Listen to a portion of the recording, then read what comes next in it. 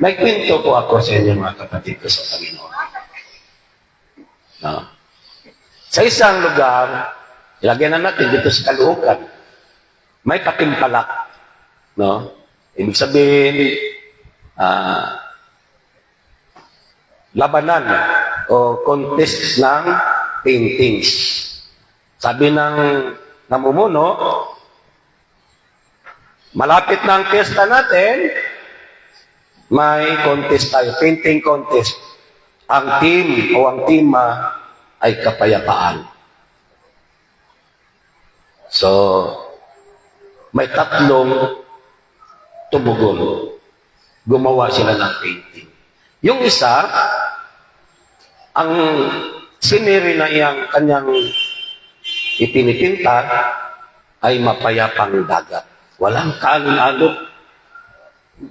Bilog ang buwan, ayapa ang gabi, at walang kaalon-alon. Nag-reflect pa yung liwanag sa tubig dagat. Yung isa naman, payapa din. Nasa bukid, naglalaro ang mga bata, may mga nagsasayawan. Ganda, ganda ng pinakita niya. Pinakita din yung kapayapaan. Yung isa naman, yung pangatlo, hindi niya halos naintindihan, madilim. Madilim ang ipinapakita niya sa painting. Tapos may isang puno, sanga ng puno, halos nakalaylay na, nandoon sa dulo, ang ibon na umaawit. No. So ito ngayon, nagdesisyon na ang mga judge kung sino ang panalo. At tuwa yung dalawa, sigurado, panalo na ako. Noong in-announce na sino ang nagpapakita ng tunay na kapayapaan, dahil ang team ay kapayapaan, ang nanalo, yung magulong-magulo, bumabagyo, halos maputo ng sanga, ang ibon ay umaawit, nagreklamo yung dalawa. Paano mananalo yan eh? Ang gulo-gulo nga eh.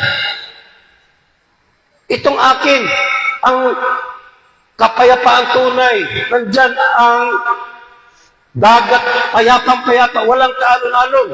Sumagot naman niya siya, mas mapayapa ang sa akin. Masaya. Ang mga tao dyan, nagsasayawan.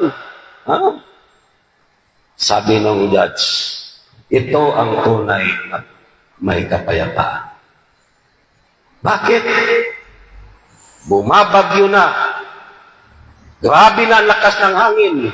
Madilim ang kapaligiran.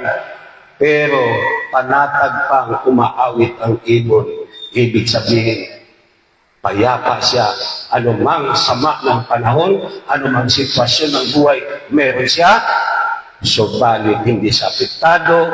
Ang tunay na kapayapaan, may problema ka man o wala o anumang sitwasyon ng buhay, hindi ka apektado. Patuloy kang nagpupuri sa Diyos.